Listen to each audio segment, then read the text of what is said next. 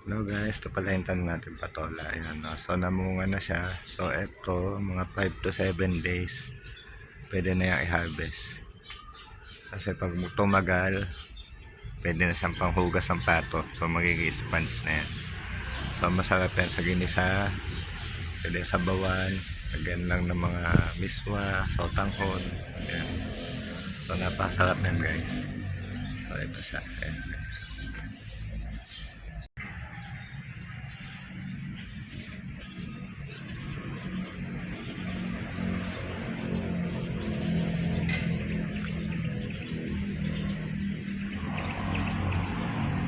So bablog natin ngayon yung tanim natin na patola.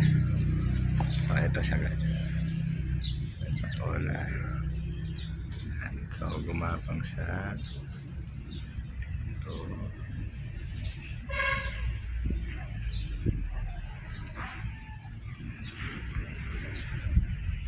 Ayan guys, may bunga na yan. Maganda.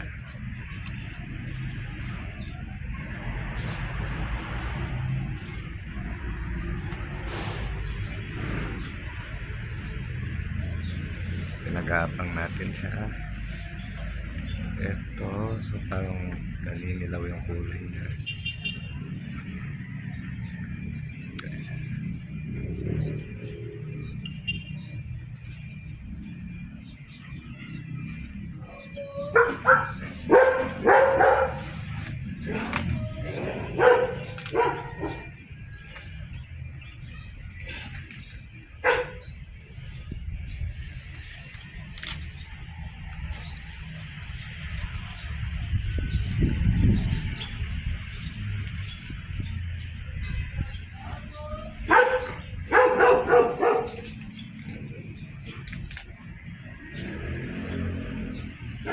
So yan yung ating papatala.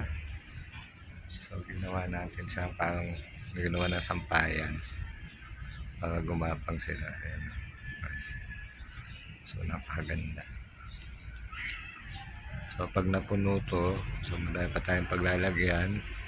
So pupunuin natin yan.